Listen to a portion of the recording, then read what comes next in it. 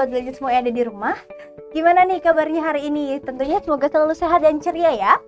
Dan sobat semua yang ada di rumah, hari ini kita akan seru-seruan bersama aku, Kak Rindi. Ayo, kira-kira hari ini kita akan bahas apa? Oke, ini dia pembahasan kita hari ini.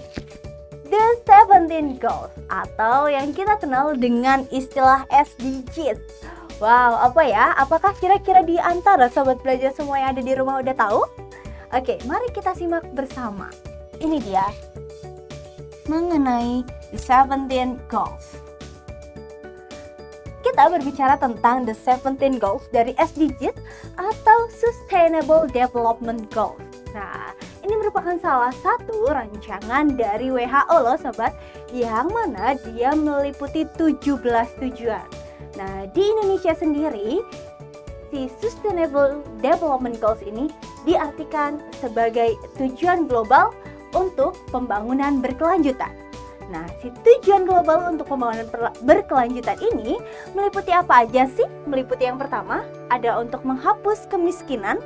Jadi, dari adanya tujuan global untuk pembangunan berkelanjutan ini, untuk menghapus yang namanya kemiskinan yang terjadi di dunia. Caranya untuk apa? Tentunya untuk menjaga kesejahteraan dari masyarakat yang hidup di bumi. Dengan apa aja sih? Biasanya ini adalah salah satu yang dilakukan oleh Kementerian Sosial maupun lembaga-lembaga lainnya. Seperti misalkan pemberian bantuan, membuka lebih banyak lapangan pekerjaan, dan sebagainya. Kemudian yang kedua ialah mengakhiri kelaparan. Karena kasus kelaparan adalah merupakan salah satu kasus yang sangat marak di dunia, terutama apalagi saat pandemi COVID-19. Diperkirakan angka kelaparan ini pun semakin meningkat, apalagi dengan terjadinya pandemi seperti ini yang mengakibatkan banyak masyarakat tidak dapat mengakses makanan. Kemudian yang ketiga adalah kesehatan yang baik dan juga kesejahteraan. Kemudian yang keempat ada pendidikan yang bermutu bagi seluruh makhluk hidup yang ada di bumi. Kemudian juga ada kesetaraan gender antara laki-laki dan juga perempuan memiliki hak dan juga kewajiban atau kesetaraan yang hampir sama. Kemudian yang keenam adalah akses air bersih. Kemudian yang ketujuh adalah energi bersih dan terjangkau. Jadi kita berhak untuk mendapatkan energi bersih dengan harga yang terjangkau. Kemudian yang kedelapan adalah pekerjaan layak dan pertumbuhan ekonomi. Yang kesembilan ini adalah infrastruktur, industri dan juga inovasi. Kemudian yang ke-10 mengenai mengurangi ketimpangan sosial yang ada di muka bumi. Kemudian juga yang ke-11 kita mengatur tentang kota. Kenapa sih kota perlu? Karena tingginya angka urbanisasi yang ada di dunia. Kemudian yang ke-12 adalah konsumsi dan produksi yang bertanggung jawab. Jadi ketika kita melakukan kegiatan produksi maupun konsumsi, ini harus didasarkan pada tanggung jawab. Kemudian yang ke-13, penanganan perubahan iklim.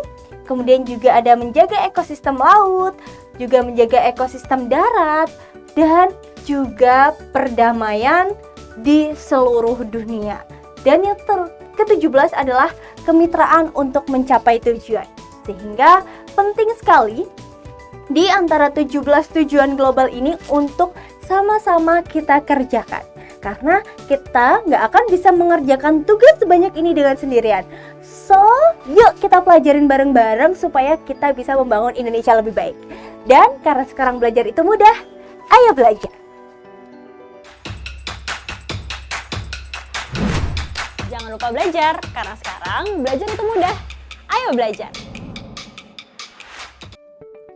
Oke sobat belajar, tadi kita udah belajar mengenai The 17 Goals ya, ataupun dari Sustainable Development Goal, yang mana ini pasti ada kaitannya nih dengan materi kita hari ini, yaitu kita akan belajar mengenai jumlah penduduk, pertumbuhan penduduk, dan juga kepadatan penduduk.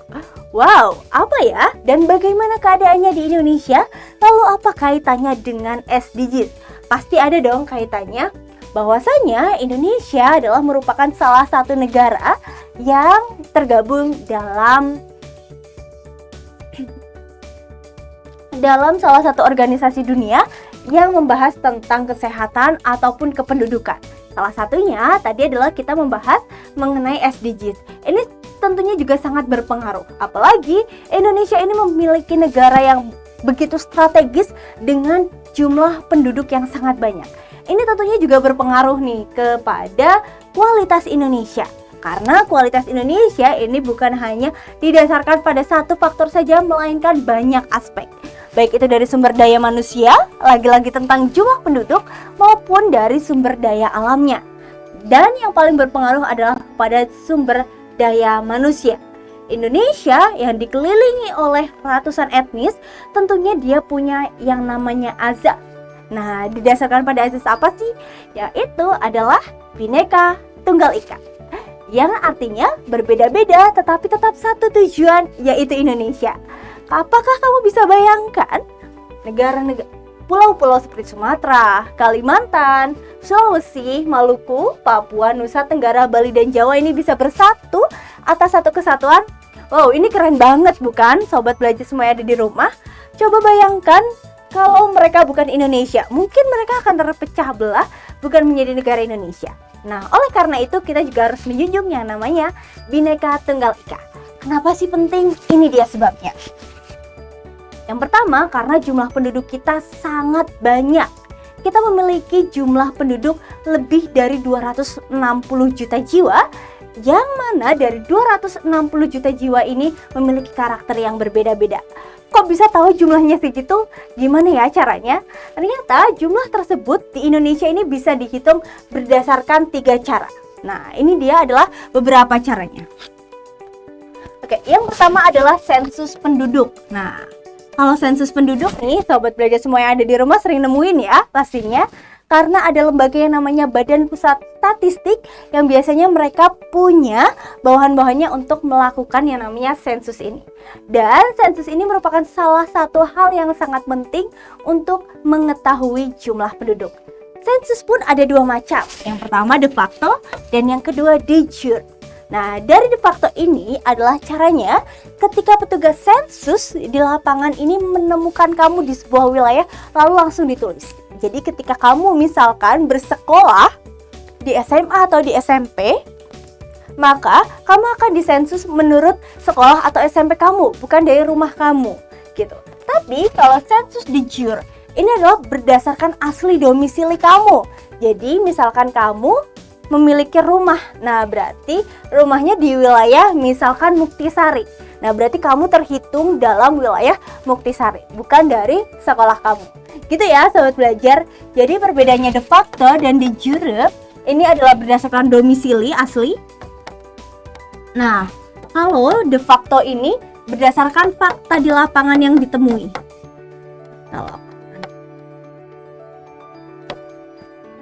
Kemudian juga yang kedua, ini ada yang disebut dengan registrasi. Kalau registrasi ini biasanya didapatkan dari Disduk Capil nih, atau Dinas Pencatatan Penduduk dan juga Catatan Sipil. Ini juga sangat penting loh sobat belajar, karena dengan adanya registrasi, seperti kalau kalian di rumah itu ada KK, kemudian ada akte, kemudian untuk teman-teman sobat belajar yang udah SMA, mungkin ada beberapa yang punya KTP. Nah, ini juga sangat membantu untuk dihitung jumlahnya sebagai penduduk Indonesia. Nah, ini untuk apa? Tentunya untuk mengetahui komposisi penduduk di negara itu sendiri. Nah, kemudian dari registrasi ini ada yang ketiga. Yang ketiga ialah survei. Nah, kalau si survei ini, dia merupakan penghitungan atau pencacahan penduduk dengan cara mengambil contoh sebuah daerah. Nah, jadi misalkan kamu akan meneliti salah satu wilayah di DKI Jakarta yang terdiri dari 5 wilayah. Ada Jakarta Timur, Jakarta Utara, Jakarta Selatan, Jakarta Barat, dan juga Jakarta Pusat. Nah, kamu hanya perlu mengambil beberapa wilayah aja. Misalkan kamu akan mengambil Jakarta Pusat aja, yaitu di misalkan Kecamatan Johar Baru misalkan. Itu juga bisa.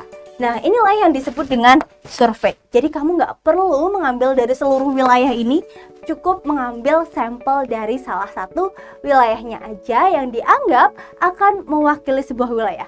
Tentunya ketika kamu mengadakan survei ini juga memerlukan beberapa syarat nih. yang mana syaratnya itu ada di beberapa metode penelitian. Gitu ya sobat belajar. Jadi untuk menghitung jumlah penduduk, yang pertama ada dengan menggunakan sensus, yang kedua dengan registrasi, kemudian yang ketiga dengan menggunakan survei. Nah, dari sini yang selanjutnya yang akan kita bahas adalah mengenai jumlah penduduknya. Nah, tadi kita udah tahu ya beberapa cara untuk menghitung jumlah penduduk. Kemudian di Indonesia sendiri pada tahun 2018 jumlah penduduknya itu sudah mencapai 267,7 juta jiwa. Yang mana angka ini terus bertambah dari tahun 1960, ini angkanya terus merangkak naik. Artinya jumlah penduduk Indonesia ini terus bertambah, berproduksi dan berkembang hingga tahun 2018. Lalu bagaimana dengan sekarang? Ini adalah data tahun 2020 menurut Kementerian Dalam Negeri. Yang mana jumlah laki-laki dan perempuan ini hampir sama. Bahkan yang jumlahnya sekarang sudah 270 juta. Ini 50%-nya adalah laki-laki. Dan juga jumlah perempuannya adalah 49%. Nah, kemudian sobat belajar semua yang ada di rumah, dari jumlah yang laki-laki dan perempuan ini menandakan bahwa artinya jumlah penduduk laki-laki dan perempuan yang ada di Indonesia ini hampir sama dan tidak memiliki ketimpangan. Nah, di sini hal ini berbeda loh sobat belajar dengan yang terjadi di beberapa negara di wilayah Asia lainnya, misalkan di Cina, yang mana jumlah perempuannya ini lebih banyak daripada laki-lakinya. Oleh karena itu, beberapa sistem di Cina ini membolehkan untuk membunuh bayi perempuannya, yang mana ini tidak perlu ya untuk terjadi di Indonesia dan bahkan dilarang. Nah, ini adalah data penduduk terbaru tahun 2020. Kemudian bagaimana sih komposisi menurut umur di Indonesia sendiri? Nah, kalau di Indonesia sendiri, jumlah penduduknya itu, ini adalah perkiraan tahun 2020 kemarin oleh Badan Pusat Statistik, ini menyatakan bahwa dia menggembung di bawah. Nih bisa kita lihat di sini sobat belajar. Oke, kita lihat di sini bahwa dia menggembung ke bawah. Nah, artinya jumlah yang usia muda ini lebih banyak. Ini yang muda itu lebih banyak daripada yang sudah dewasa atau tua. Ini memberikan dampak apa sih buat Indonesia? Ini punya dampak yang luar biasa sobat belajar. Kenapa? Artinya jumlah yang usianya produktif ini lebih banyak. Produktif itu lebih banyak daripada yang non produktif. Kemudian puncaknya terjadi kapan? Puncaknya diperkirakan akan terjadi pada tahun 2030 atau yang kita kenal dengan istilah bonus demografi. Bonus demografi. Nah, sobat belajar semua yang ada di rumah, bisa bayangin nggak kalau sekarang di tahun 2021 ini artinya kita 9 tahun lagi menuju ke bonus demografi ini. Nah, artinya udah mulai terasa nih dari sekarang bahwa jumlah yang usia produktifnya ini lebih banyak daripada yang non produktif. Ini tentunya bisa menjadi dampak yang baik maupun dampak yang tidak baik bagi Indonesia sendiri. Dampak yang positif apabila Indonesia mampu mempersiapkan usia-usia yang berada di angka produktif ini semaksimal mungkin dan juga menyiapkan lapangan pekerjaan. Namun akan menjadi dampak yang negatif ketika banyaknya usia yang produktif ini hanya menjadi beban bagi negara tanpa dipersiapkan dengan SDM yang baik, kemudian juga pendidikan yang baik dari sektor pendidikan, kesehatan, lapangan kerja, dan sebagainya. Tentunya ini menjadi tugas bersama ya sobat belajar untuk mewujudkan bonus demografi ini menjadi hal yang lebih baik untuk Indonesia. Tentunya membawa keuntungan tersendiri untuk Indonesia itu sendiri. Lalu bagaimana selanjutnya? Ini dia adalah peta persebaran kepadatan penduduk di Indonesia. Tadi kita lihat ya datanya di tahun 2018, Indonesia ini mencapai 267,7 juta jiwa penduduk. Kemudian ketika kita lihat persebarannya di sini, kita lihat kepadatan penduduk dalam kurung jiwa per kilometer persegi. Ini menandakan bahwa dalam 1 kilometernya, kalau yang hitam ini berisi lebih dari 250 jiwa. Kemudian kalau yang berwarna kuning, artinya isinya sekitar 75 hingga 250-an. Kemudian kalau yang berwarna merah, ini dalam 1 kilometer itu memuat 25 hingga 75 jiwa. Dan kemudian ketika yang berwarna coklat muda ini dalam 1 kilometernya itu kurang dari 25 juta jiwa. Nah, kemudian kita lihat di sini, Pulau Jawa, Bali, dan sebagian Nusa Tenggara ini seluruhnya berwarna hitam. Artinya masyarakat ini terkonsentrasi di bagian Indonesia bagian selatan atau seperti Jawa, Bali, dan sebagian Nusa Tenggara. Kemudian angka selanjutnya adalah berada di sebagian wilayah dari Sumatera dan juga Sulawesi, juga dari Maluku dan Halmahera. Ini menandakan bahwa jumlah yang terkonsentrasi di wilayah tersebut atau jumlah penduduknya itu sekitar 50 hingga 250 jiwa per kilometer. Angka selanjutnya adalah yang berwarna pink. Ini dimayoritasi oleh wilayah dari Sumatera, kemudian juga Sulawesi dan sebagian Kalimantan. Yang artinya per kilometernya ini ada jumlah penduduk sekitar 25 sampai 75 juta. Kemudian yang sepi nih, sepi ya bahasanya, yaitu yang jarang penduduknya, yaitu ada di wilayah Kalimantan dan juga di wilayah Papua. Yang mana wilayah ini adalah merupakan wilayah yang kurang atau yang sedikit jumlah penduduknya, yaitu hanya kurang dari 25 jiwa per kilometer persegi. Nah, artinya kita perlu ya memeratakan jumlah ini. Karena apa? Karena lebih dari 60% masyarakat Indonesia ini sangat terkonsentrasi di Pulau Jawa. Dan apabila Pulau Jawa, Bali, dan Nusa Tenggara ini kita campur dengan wilayah Sumatera, jumlahnya mencapai 80% dari jumlah masyarakat yang ada di Indonesia. Sisanya baru yang tersebar di Kalimantan, Sulawesi, dan juga wilayah Papua. Nah, hal ini tentunya akan berdampak juga nih, nggak cuman kepada masalah sosial, ekonomi, perebutan tenaga kerja, wilayah tempat tinggal, dan lain sebagainya, tetapi juga kepada alam itu sendiri. Jadi, pemerataan penduduk ini sangat diperlukan ya, sangat diperlukan upaya-upaya yang strategis dan mendasar untuk dapat memeratakan jumlah penduduk yang ada di Indonesia berdasarkan tempat tinggalnya. Nah, di sini nih sobat belajar, dari yang konsentrasi tadi kita lihat bahwa di Indonesia sendiri ini memiliki sebanyak 1.340 suku bangsa, yang mana 41%-nya dari jumlah populasi ini tersebar di Pulau Jawa, yang kedua baru suku Sunda. Nah, kemudian kalau ini adalah peta dari jumlah penduduk yang ada di Indonesia menurut dari jumlah populasi yang tinggal, yaitu yang pertama ada di angka 1 itu Jawa Barat paling banyak, Jawa Timur, dan Jawa Tengah. Lagi-lagi wilayah Jawa masih sangat mendominasi dari jumlah penduduk yang ada di Indonesia. Ini tentunya juga harus diperhatikan lagi ya sobat belajar. Jangan sampai wilayah yang luas seperti Kalimantan, kemudian Papua yang masih memiliki cukup lahan, ini ketertinggalan dan kurang diminati untuk ditinggali, sehingga wilayah Jawa terlalu banyak bebannya. Nah, kemudian yang selanjutnya ini adalah pemetaan genetika dari manusia Indonesia. Nah, berdasarkan etnisnya, di Indonesia sendiri itu ada Alatik, Sino-Tibet, Hyong, dan lain sebagainya yang merupakan etnis yang ada di Indonesia. Kemudian juga ini adalah komposisinya dari berbagai macam etnis yang ada di Indonesia. Ini adalah gambar dari Indonesia yang dilihat berdasarkan tahun.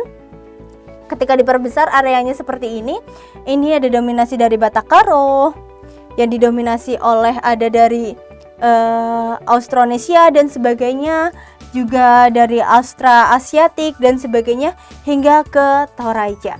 Ini adalah pembagian pemetaan genetika manusia yang didapatkan dari Van Deven dari tahun 2015. Nah, kemudian Ini adalah gambaran dari laju pertumbuhan penduduk Indonesia.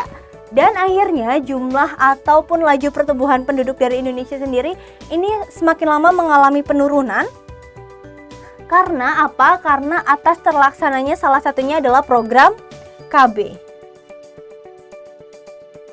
Program KB dari BKKBN. Adanya program KB ini sangat berperan penting pada jumlah pertumbuhan penduduk di Indonesia.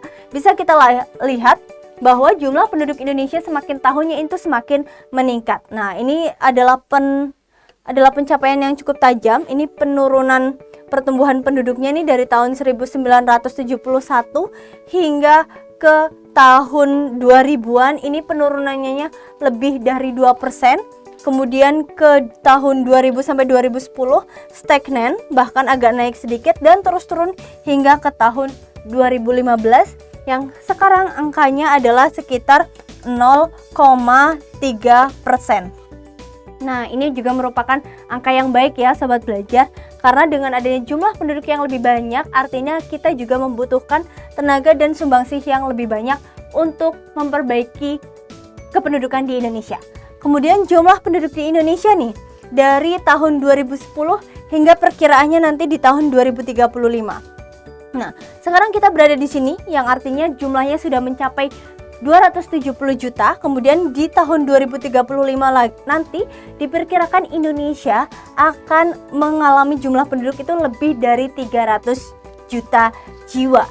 Dengan tingkat pertumbuhan populasi penduduknya tadi kita telah pelajari bahwa angkanya semakin turun. Dan yang mana yang dilakukan oleh PBB menurut proyeksi mereka, dengan melihat angka populasi absolutnya Indonesia di masa depan, maka negeri ini memiliki penduduk lebih dari 270 juta jiwa pada tahun 2025. Lebih dari 285 juta jiwa di tahun 2035 dan 290 juta jiwa pada tahun 245.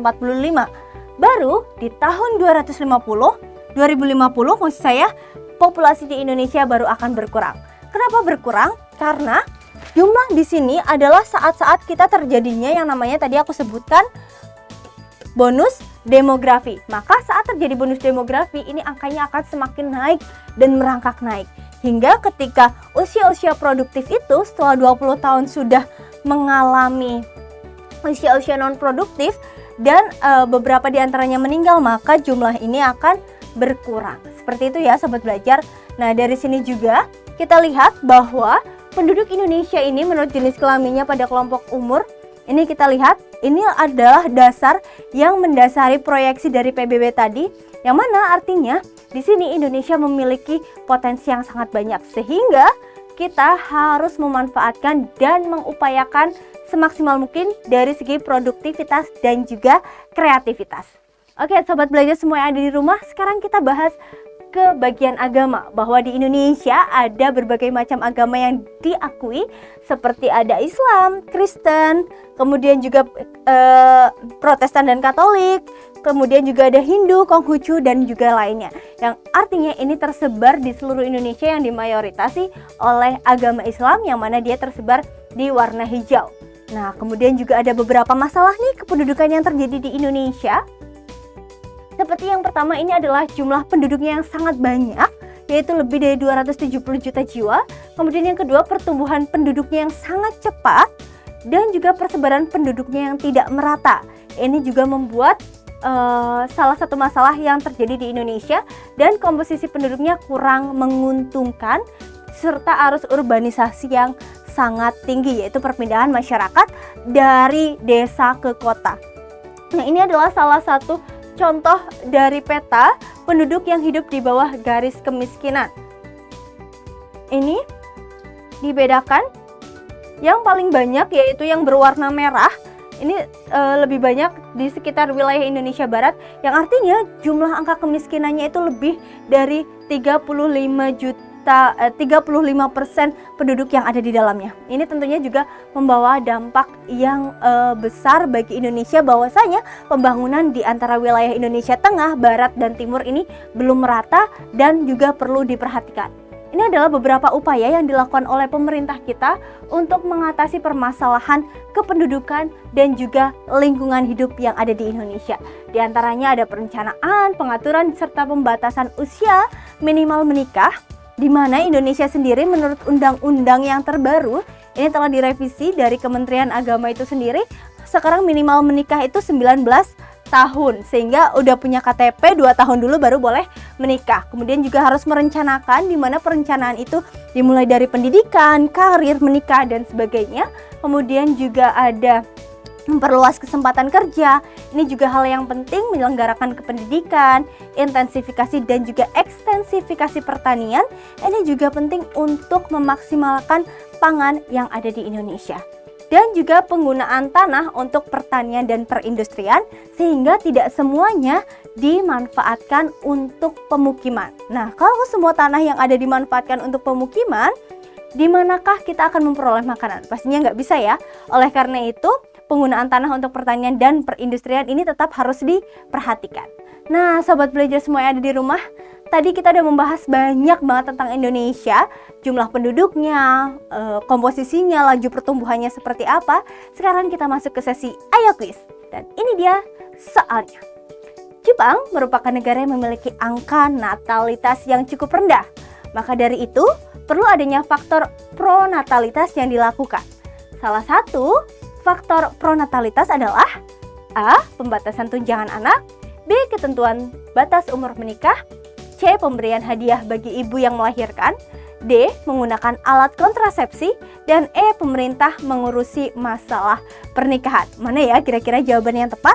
Apakah A, B, C, D, atau bahkan yang E? Aku beri waktu 5 detik untuk menjawab.